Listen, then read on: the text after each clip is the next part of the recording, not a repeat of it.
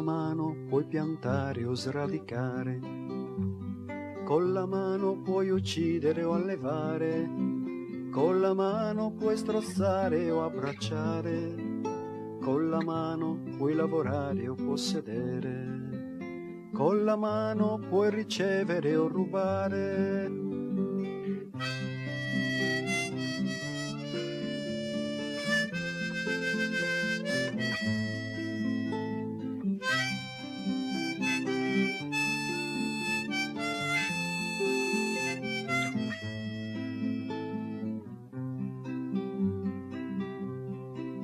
Con la paura e con la menzogna la mano si chiude nella morte, si paralizza, soffoca, distrugge, semina morte, non accoglie la vita, può solo stringere e ammazzare.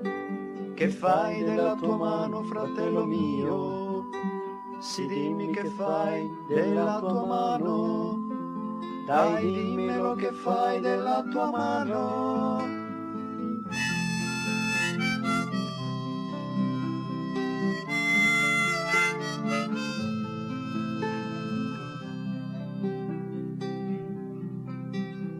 La mano ci è donata per lavorare, la mano ci è donata per ricevere, la mano ci è donata per donare, ed io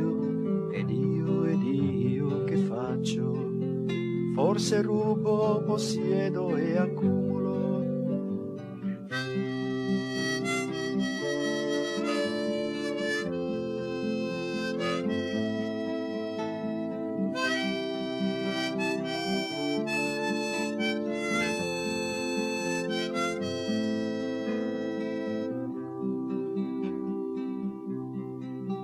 Con la mano puoi essere fraterno, con la mano puoi essere solidale, con la mano tu puoi essere giusto, con la mano puoi essere accogliente, misericordioso puoi essere con la mano è il tuo cuore, fratello mio.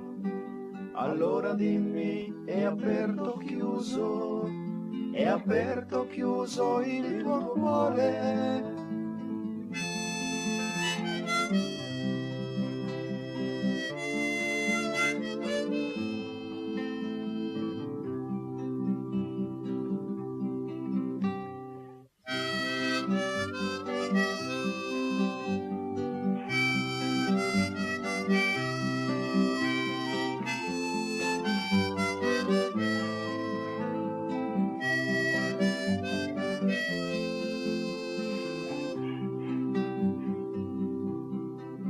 La mano di Dio accarezza e guarisce, la mano di Dio consola e incoraggia, la mano di Dio protegge e rialza, la mano di Dio corregge e aspetta.